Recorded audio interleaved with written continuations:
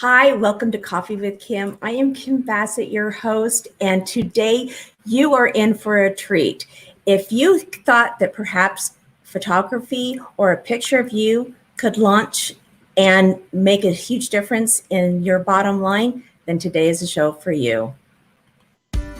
Today on Coffee with Kim, coming from Henderson, Nevada, is Mikel Conrad.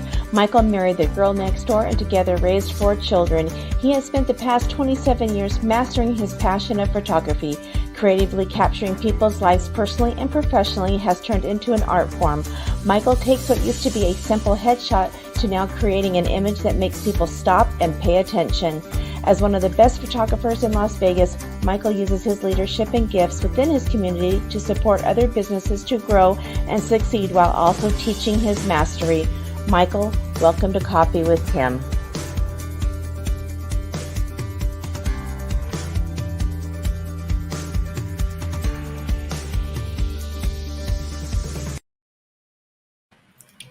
Yay, welcome. Hey, Kim, how you doing there, young lady? Good. Hey, I'm like we always do. I'm going to have you share a little bit of your story, but boy, talk about a picture being worth 1,000 words or perhaps $1,000, right? Exactly, and I think every picture I take is priceless, especially when it's a family portrait. But yeah, everything's going to be priceless and on that. So, so basically, I grew up here in Henderson, lifetime Henderson resident. Started photography 30 years ago. I'm old school. I'm an old guy, so I in film learned all the basics and for the masters on lighting, posing, and what makes a good portrait. Not just letting the camera do the work. I'm the artist. I control the camera, and so over the years, I've had to learn more about the digital format, how to get into that, and how to become more of an artist through the digital era onto there. Raised 4 kids. Got 4 grandsons, 1 granddaughter. Which are all just beautiful and fun, but big into the outdoors, big into scouting. Photography has just been a passion, working with people. So it's just something that I love doing. And it wasn't the career choice I was thinking I was going to do out of high school, but sometimes the good man above has a different plan for you. You better follow it. Yeah. And you are definitely an artist and a master at what you do. We were just talking, we almost had our whole interview, leading before we went live. But I wanted to take this because, we've had photographers, we have branding experts, we have all of this stuff, but really what you do is a piece of art. And, I'm going to pull up some of them here. Here we go. I mean, these pictures were in the sizzle reel, but this is typically what people get, right? That's my typical headshot. That's not the typical headshot that a lot of photographers, your new photographers, do, but that's my typical headshot. That is the original headshot. That's how it looked. You had lights, you had shadows, you turned the shoulder a little bit. Nowadays, I see a lot of gray, white, black backgrounds with what I call very flat lighting, and they're not attractive. It doesn't pull your attention. That one I just showed you, that was powerful, so those different things. I do it a little differently. Again, having done photography back 30 years ago, before the digital age, before that, you learn from the masters and from all those people who had the big film cameras on how to set portraits, how to make a portrait, how to capture just a simple headshot, but still make it look stunning and pleasing and attractable. Yeah, and I'm not putting down, the typical headshot, but what I'm also discovering, right, because I'm talking to a lot of people, working with a lot of business owners, and they're needing to differentiate themselves in their market. Yep. That's what you see what I do, because there's 100 million photographers out there. Everyone's got a camera. They got a cell phone. They've got that. So there's all these photographers out there, and that's why after the digital explosion, about 2010, 2011, all the digital cameras came out, I had to tweak my brain and say, I'm an artist. It took me 3 years, but I'd say I'm an artist, not a photographer, because everyone was. And so I had to differentiate myself through that. And I think everyone's got to go through that stage, because there's how many realtors are out there right now, how many, different companies are out there for financial CPAs, how many, engineers are there. So you got to separate yourself somehow from the muck on the bottom, and you got to elevate yourself. Personally, that's what I try to do all the time in my work, and I always, try to do that same thing with those clients that come in. I ask them, "What's the message? What message do you want to send?" And let's create that message and let's make it more powerful. Yeah. I mean, look at this one here. I mean, Mike tell us about this. I mean, yeah. So Mike's a good guy. He's an entertainer. He's been entertaining in Vegas for many years. Started out there on the Strip and lounge shows. Nothing big on the big shows, but a lot of lounge shows. And just a fabulous guy. He's walked by my studio several times. We've been in, we've talked. And through COVID, nothing happened. And even the strip joints right now are not open fully. And so a lot of the lounge shows are really coming back strong. And so he wanted to update his portfolio, and so he can get more business. So we did 3 hours of shoot, all the different outfits, different, kind of things. And he took like 50 images, and he has been so busy with phone calls after showing all those images. Now that one image you showed, that's in the studio. That's in the studio on a white background. It's a composite. Really? So I took him out and I created that. I do that all the time, with my entertainers, or sometimes with my athletes, or sometimes with even a corporate individual. People say, "Oh, you have a studio, you never go on location." Well, I go on location all the time. But the fact of the matter is, the studio is more convenient and actually could be cheaper for me going on location. Especially if they want something like a stage show, like that. For me to rent out a stage and go on a stage, have all the lighting and proper lighting, it could cost me a lot of money to rent a stage out to have all that kind of shoot. They don't want to pay that money, because that money I paid, if it's $500 to rent the stage for 2 hours, well, I'm going to give that back to the client, of course. And the client's like, not going to do it. So he comes to the studio, we do all that for a smaller price. I do the composite and make it on the stage presence onto there. So you've got your pros and cons about both. And so I go on location, I go in the studio. So it's a lot of fun. I mean, he's had so many phone calls. He's had so many phone calls because of that image and the imageries that I did. He says no one in the entertainment business, as far as the lounge acts in Vegas, or at least not very many, have the powerful images that he has. And he's getting phone calls, and the phone has not stopped ringing. He's booked every weekend right now. Yeah. So it's good. That's powerful. It's powerful. It evokes an emotion, right? Yeah. I mean, I'm looking at this one again, right? Now, go back to his first one that he took with the cell phone. Oh, you know what? I need to do that one. Okay, I'll load that one up really quick. Is it the one with the green background or the white background? The white background. Okay. Yeah. Isn't that great that I can do that really quick? I know. You're amazing. Look at this. So that's Kevin. Kevin's a good guy, and that's him. And that was his LinkedIn profile. That was a lot of his profile shots. And then he met me, and we started talking. And he came down and did a shot. And then go ahead with the next one. Then we did that one. So he posted that on LinkedIn. He had over 10, 12,000 views and about 1,000 comments on that. So tell me how powerful that is. If you can do something like that, so, even if you don't use it for your profile, but you still post it. What kind of power statement are you going to say about that? People are going to notice. Yeah.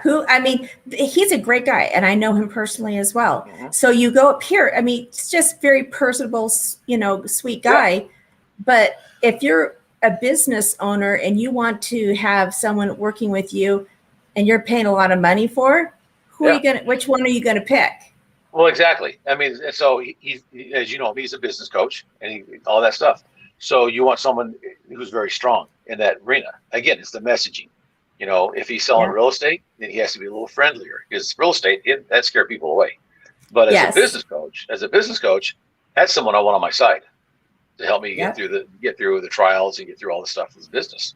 What do you want? What do you want your portrait, your headshot, your image, to say about you and your business?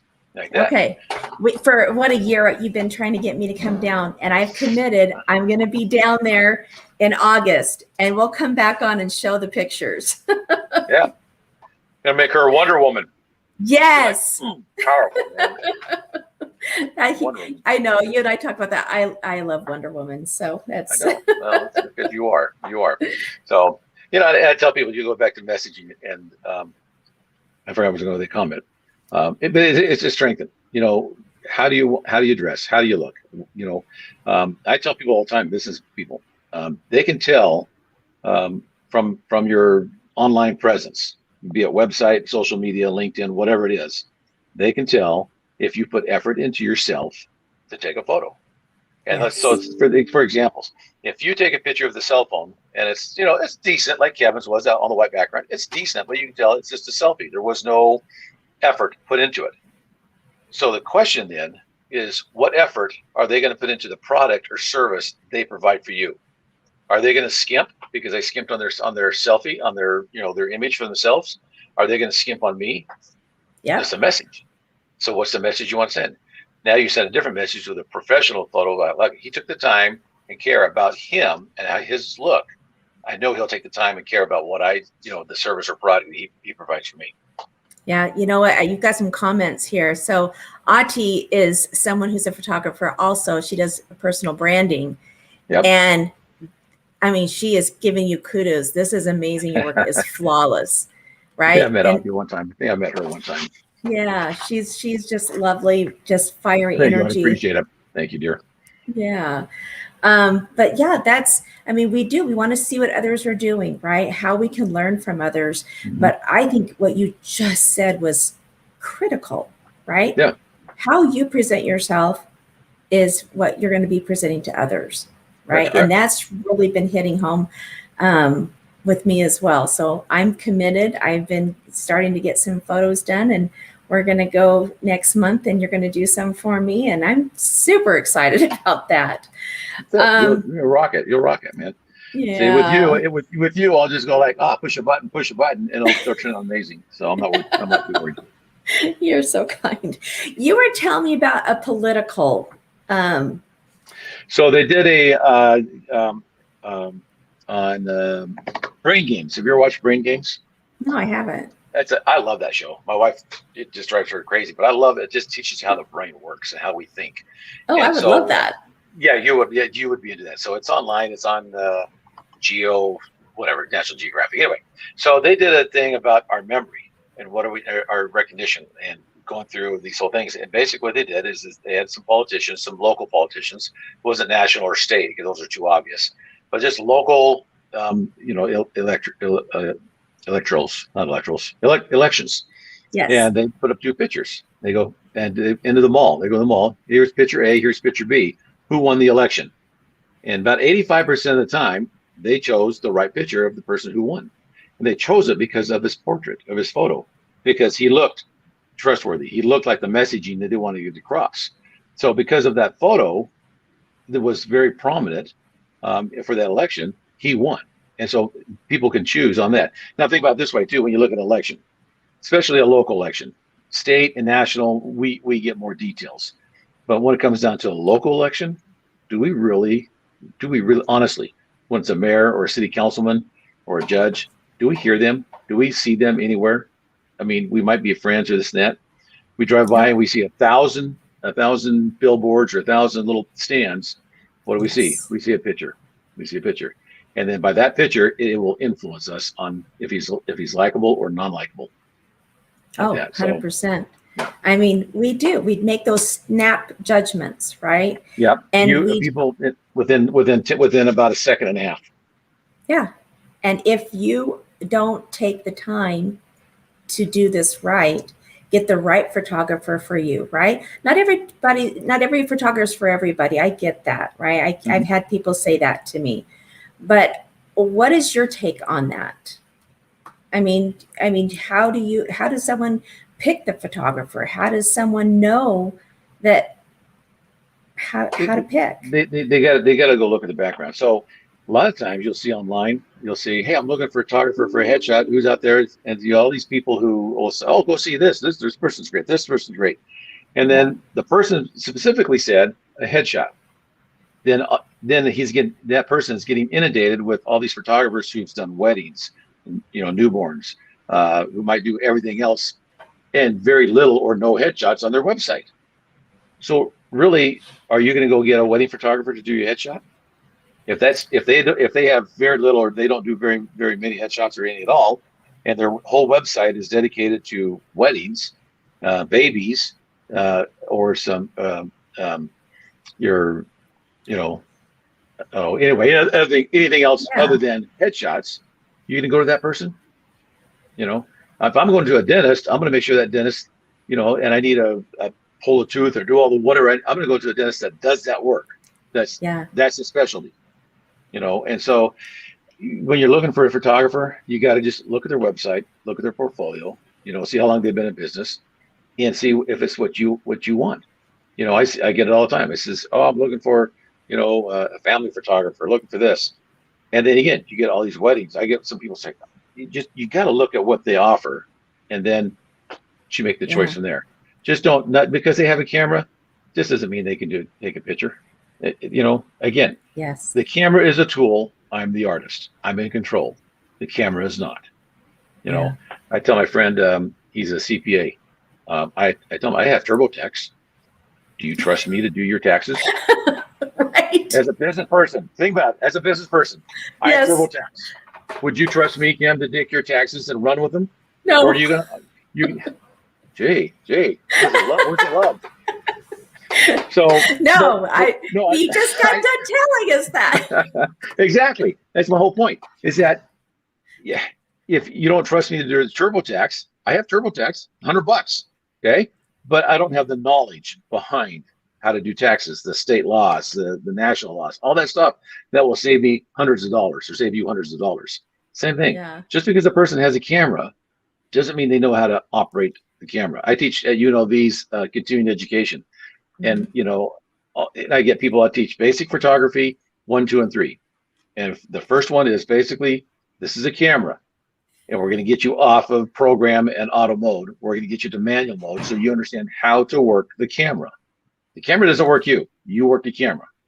You know, and then we teach lighting. Then we teach about lenses and, you know, everything, stuff like that. No, so, and let's talk about some of that, right? The lighting, right? And if you guys hang on and stay to the end, I've got the most amazing portrait that he has done that I'm saving to the very end. So make sure you stay on till the end. Well, I'm anxious to see which one you're using. You know, you're tell me about that. So okay, we have lighting. You know, my daughter. I have a little bit of a background with headshots because my daughter has been in the entertainment industry and had to have headshots for 15 years. And I've had good headshots. I've had bad headshots with her and paid all amounts of different money. But I remember there were some specific things. I know you mentioned lighting is a big thing. Clothing was always a stressor. So kind of people don't know what to wear. And then people are going to show up and they've got all this crazy stuff that isn't going to work. So help us with that a little bit. So when it comes to clothing, especially if you're a professional, so you want to go solid colors, you want to go neutral colors, you want to go, and I like earth tones. You know, I mean, they don't always have to be black and gray and stuff like that. You know, for a guy, if he's in a suit and wants to be a lawyer or real estate, you know, just again, it goes on the messaging. Now, if it's a realtor and he said, I'm not a suit guy, I never wear a suit. Okay, then we're not going to put you in a suit for your picture, but we're going to put you how you normally would dress, but a little nicer outfit. Make sure that it's a nice shirt, you know, you got a tie or whatever it is. We're going to talk about colors. So we're not going to use patterns unless they're very, very small. But you know, for guys, it's a nice, if it's a suit, it's a nice clean suit, nice, you know, solid colored shirt, light colored shirt, usually with a, you know, the nice tie, either a power tie or a blue tie that gives a little more of a softer feel, different things. This is important. Those are important for women. I tell them all the time. Again, I get there's all sorts of colors out there. There's all sorts of blouses and stuff, but we stay away from patterns as much as possible. And I tell the girls, I says, look, you know, we're putting like a white or a red or a soft color camisole on, and then put a jacket over that. You know, something a nice jacket that fits and forms. The other thing is you want to make sure things fits correctly onto that. You know, and I think another big thing, those are just, and I've told people bring 3 or 4 outfits. I'll go through and I'll help you pick them out. I mean, it just comes that simple. I've had when I've done my high school senior portraits, I've had young ladies come in with, you know, three suitcases. I'm at that point in my life. I'm not embarrassed to go through a suitcase and start yanking things out, and you know, oh yeah, I got these. Yeah, my daughter had a pair of these, you know, whatever, and they're embarrassed. This old man's going through the suitcase. I'm going to tell you what's going to wear. I'm not bashful anymore. You know, no, not at all. So you know, I help people choose out what looks best on them. That's the whole point of the photographer. is over the years, I've learned how to become a fashion designer, if you will, a hairstylist, if you will. I've learned how to make sure the hair looks good, how it's off the shoulders. Young ladies, tell me if I'm lying, Kim. Girls, no gaps in the hair. They want gaps in the hair. They don't want any of these flyaways. They want if it's something like yours, you want to come down all naturally, and it's getting curl it. Exactly. I'll get girls that'll curl the hair. And I'll ask the young lady, can I curl? Can I push? And there's flyaways that I just can't tuck in. There's a couple tricks I do, or in Photoshop I'll take them off. But girls don't like gap in the hair. They don't like dirty shoulders. They like the hair come down nice naturally off the front, or it's in the back, but not dirty shoulders of hair. So you learn all those things, and those are the details. I think a lot of photographers, a lot of people miss, especially with a guy. I will tell you, probably a majority of photographers, and I'm not bashing anybody. It's just what it is. Do not know how to pose a guy. Girls get it. Girl, that's easy. Posing a girl, that's easy. Especially if she's comfortable on camera. Like you'd be comfortable, you'd be easy to pose. A guy, you might be comfortable on camera, but you got to pose him correctly. I see guys who are in $1,000 suits and their hands in their pocket, which I don't mind, but their thumbs are sticking out like they're from Texas. Drives me nuts. Okay, and then I see them. Well, that's different. That's a different look. I know. But then they don't show the cuff. Show the cuff. It's those little details that I think we're missing, that I learned 30 years ago, from all the masters, is that you like this. You get a guy in an executive suit, he's got $1,000 suit on, you show a 1/4 inch cuff. It just adds that much more detail and that much clarity to how he looks, and powerful and stuff like that. So there's those little details on that. Now it comes to posing, real quick. There's for a guy, a girl can go either way. They're easy. I tell for girls, they have joints for a reason. The more joints you can bend on a young lady or a woman, the better they're going to look. Okay, there's an S curve. They call it for the girls. There's a reason for that. Okay, guys don't look good in S curves. There's a C curve. There's a masculine curve. So there's a masculine pose or a feminine pose. We always put the guys in masculine pose unless they tell me otherwise on that. But again, I see these guys in $1,000 suits. They got their thumbs in the pocket and they're looking like this. They don't look powerful. And I think a lot of the people just don't know how to, pose a guy to make him look strong and look that powerful thing like that. When it comes to lighting, everyone says, I'm a natural light photographer. Fine, nothing wrong with that. But what I always tell people, control the light. It's your job to control the light. Being a natural light photographer, that's fine. Knock yourself out, but control the light. It's your job, because you can have that light just blare in, and it just looks ugly, as a natural light, and it's all flat. Our faces aren't flat. Our faces are round. So there's contours or shadows that gives us the details, our personality, and who we are. So I always say, control the light, and you can control the light, natural light, by subtracting, adding light, put them in the shade. There's all sorts of things that I teach that in my lighting class at UNLV. We just did that last Saturday. We spent 6 hours going through lighting and what light does. You have to understand light. And so in studio, out studio, people all the time say, well, strobes looks natural. Well, they can if you do it wrong. I don't. I do it right. So anyway. No, these are amazing, great points. And one of the things that I do want to talk about is what you just said, is the details. I cannot tell you how many pictures I've had where I'm like, okay, what about my hair? The very things you're talking about, the flyaways, the different things. And they're like, oh, you're fine. And they don't tell you to, move your chin and go down or whatever. So if like a young lady, like yourself, if I took a photo of you and right now you're facing the camera straight, so you're broad shoulders. Now, if I just turned you a little bit, that slims you out. Look at it. See? Yeah. You're skinny winny. See, it just slims you out. So, and for a guy, we want to be, we want that. And so I'll turn them a little bit, but we want to be more masculine, more broad shoulder, because that's what a guy wants. A guy wants to be strong, broad shoulders. Young women or ladies, and I've seen you, I've met you, we've had lunch. You're beautiful. But if I took 5 to 10 pounds off you because of the way I posed you, not that you need it, you don't. I do. You would love me even more. Oh, and yes. That's what I do. So we, and through posing, there are ways to hide our negatives, if you will, and accentuate our positives. Oh my I'm doing goodness. All right. So. Our comments are blowing up. The people are loving this show. Miss you. Oh, hi, Nicole. I miss you too. April says making some great points. Thank you, April. And your heart is so an amazing, Kim. Oh, thank you. So it is. so is his, that is. so is Michael's.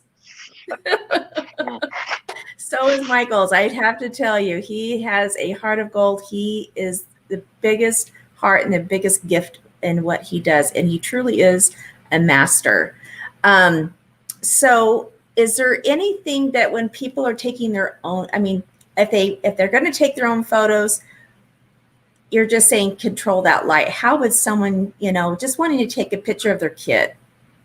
So if they're taking a picture of their kid and just have some fun with that. So, if it's just a snapshot, and if it's just, at the soccer game or out on a vacation or a family reunion, have fun with it. Don't stress over it. But remember this, if you can capture them in the shade, great. That way the sun's not blaring on them. But don't try to capture just a snapshot of somebody when the sun's to their back. And then especially with the phone, because most people, and that's what these things are used for nowadays. These things are used for just our snapshot photography. When I go on vacation, I used to take a big camera for vacation. Now I take this and take pictures of their grandkids on this. Wow. That's what we all do now. We all do that, And so that becomes our point and shoot camera. So these cameras, they're great. But if the sun's behind the kids or the grandkids or wherever, you're not going to see their faces. So turn them into the sun, or turn it to where there's there's a big white wall reflecting light. Turn it a little bit, or angle it. Just watch the lighting on their face so they're not in the shadow. So too many times I see people, look at my kids. Oh, it's dark. Well, that's because the camera or the phone is exposing for the highlights. Okay. So, and that's just if you're having fun. Like I say, don't stress over it, have fun with it, but make sure that your subjects, your kids, your grandparents are in the light, their face, some kind of light to see in their face, so you see them. That way you put them in a scrapbook, and oh, that's Aunt Betsy. She's 99. Yeah. Well, you get lots of requests, you said, for people to teach outside of UNLV. Is that something you're looking at doing for the future? I'm hoping to. I kind of set a tentative goal is to by fall of 2022 is to have something so I can start planning and making that happen. It'll take time. I've been asked for probably the last 3 or 4 or 5 years, and I just that's not me. That's but it is. So I enjoy it. I enjoy doing it. You're a great teacher. You're a wonderful teacher. So I would definitely encourage you, and I'm hoping I can help with a little bit of that as well, and we'll bring you on that. But I did want to show one of my favorite portraits. Hey everyone, seriously, this is what he does. This is art you would put on your wall at home. So talk about, a lot of people come to Las Vegas. So people watching are in Las Vegas. I know a lot of people that watch come to Las Vegas. So talk a little bit about this and what you do. So, I get a lot of companies who come to Vegas and say, hey, our company's here, we need headshots real quick, and I'll do those, so that's one thing.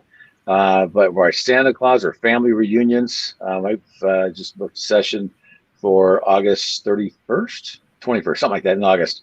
30 people in the family. That's an 85th birthday. For grandma's having their 85th birthday. So they're all coming in for grandma's birthday. So 35 people. And I specialize in a lot of big families because, again, not disparaging any of the photographers, but I've had clients say, we found you because you do large families, and other photographers we talk to, they say, we don't do large families. We don't know how to do it. And it's just say that. What's that? Right? Yeah, at least it's there's some who don't, and it's like, no, they're in trouble. But so I get those all the time. They'll come down for reunions or different things, and we'll have a ball out here on that, doing that, either in studio or on location. Doesn't matter.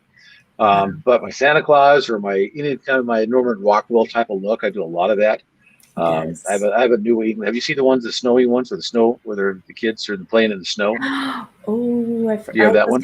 I'm gonna pull that one up too. Sorry, I should have done that. You're good. So I do a lot of I call them kind of like a Rockwell collection type of feel. You know, I They love are. Rockwell, everything he did.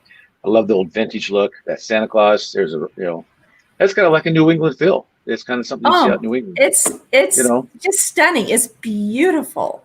yeah. And just so we do a lot of those, and they're fun. I get people from all over the Southwest. You're coming in for those, or for the Santa Claus, or for my sports. I know we get the two little kids with the sports, the brother and sister, the old fashioned baseball. Oh, Can't remember if I sent I that one thought to you or not. I thought I got that one.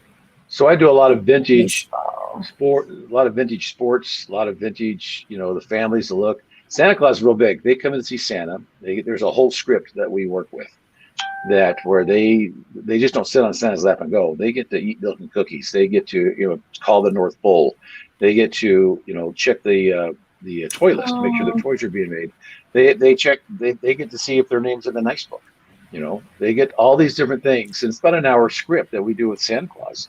And then we create a book that with all those pictures in it. It has a story about them with their names in it.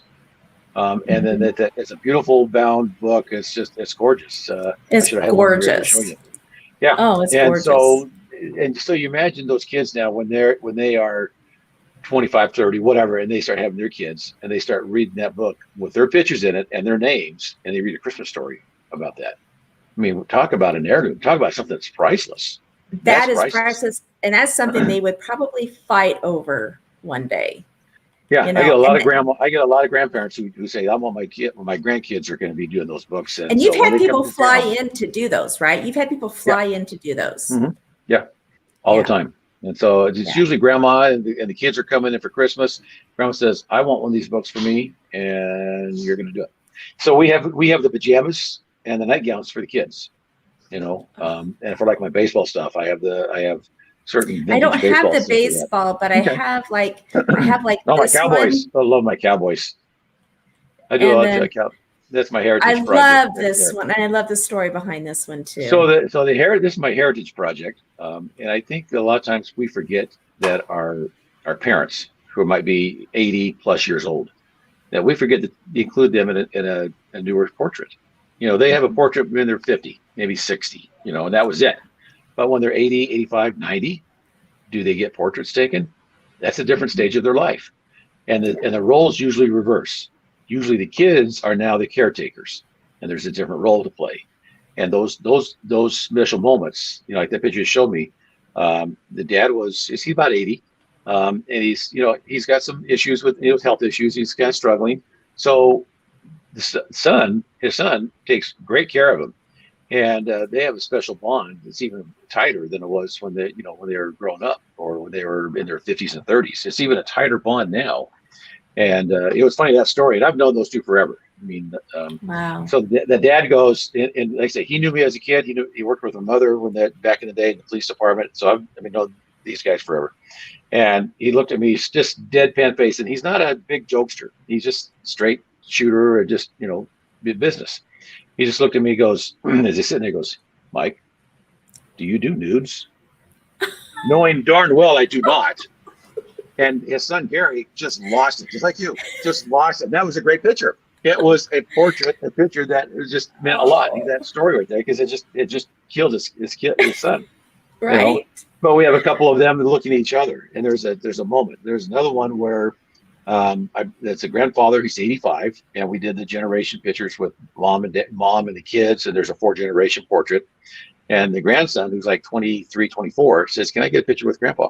I go, "Yeah." So we get there and we do, and I tell some jokes, and be stupid jokes and dumb dad jokes, whatnot, to get them kind of loosen up. Then I'll say, "Look at each other, stick your tongues out," and they do. That's what guys do. Anyway, and so they do that, and then they close their mouths, and then for about a second, maybe 2 seconds, there's a connection that after that, there is a connection between the two that you cannot get without. You can't get by saying, "Please look at each other and think of good thoughts." You can't do that. Yeah. But you make a joke about it, make them do something silly. So I got the picture, showed mom on the big screen. We have a 75-inch monitor that we look at everything on. And she saw that picture. She saw her dad and her son, her two main men in her lives, Yes. had that look to each other. she did not stop crying for almost 10 minutes. It was that emotional for her. And well, so, and that's the beauty of what you do, though, yeah, right? Anything that you do, you can see your heart that's in yeah. this. And Well, thank you. so I just want to make sure that people know what you do, whether they can fly in or if they're here in Las Vegas, that this is a guy you want to have differentiate you in business, differentiate things and memories for your Families. life Well, and it's their that. Yeah. families. Yeah. And like, I'll switch my camera. Where's my camera? There you go. So that picture of my family back there, that was taken 15 years ago. That means a lot to me. And you know the story, Kim. This was done. This was done 3 months after we lost our son, and that we were supposed to take this picture before he went to school, but things get crazy. Life is, and like the plumber, sometimes the photographer's the last one to take care of his family. Mhm. So life got crazy and busy, where we just didn't do it. We thought, okay, you come back for the holidays, we'll get it done. Well, he had other plans. He just car accident. It just happens. And Yeah. so that's how important portraits are, because They I are. see my kids on my walls, all four of my kids. I'm an empty nester. Well, kind of, sort of now. I told you about the exchange students, so I don't know what we're Yes. doing. So you think I'm crazy, and I probably would agree. So, but I see my four kids on our home walls continually. They're in my office, and so I see my family all the time. I don't physically know, but I see them through spirit, through their portraits. That's why it's important to have portraits of your family and of your kids, grandkids in the house. And one more survey you got real quick is that they've done surveys that showed that children with portraits, that have portraits in their homes and showing the kids, um, in large portraits, but not just tucked away in little tiny pictures here and there, but the portraits of kids and children as a family unit and by themselves and throughout the house, they feel more connected to something and that they belong to something versus if they had like a little 5x7 tucked away here, tucked away, they don't feel as important. So it's important for our kids to know that they belong to something, Oh, and we wow. want them to belong to our family and that they have meaning, they have that. We don't want them to look somewhere else for a place to belong to. Wow. Okay, we're going to end on that because that was powerful. If you want to get in touch with Mikel, it's Mikel at mikelsphotography.com. Yep. I would highly recommend reaching out to him. As he has newer and more fun things, we will definitely bring him back on. Because we do get a lot of people say, does this person do this? Does this person do this? So that's why I asked the question I did to you. Yep. And there's all kinds of more comments. That's amazing. And amen, amen, amen. So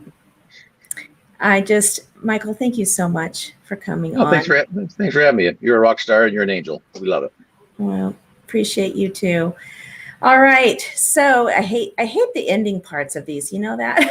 I know. It's like sending your grandkids home. It's like, wait a second. I know. Oh, everyone, thank you again for joining us. I so much appreciate it. If you're seeing this on the replay, make comments. I look at those. I try to respond to every single one of them. Appreciate, Mikel, you coming on and sharing your mastery, your artistry. And I just hope you just have the best day.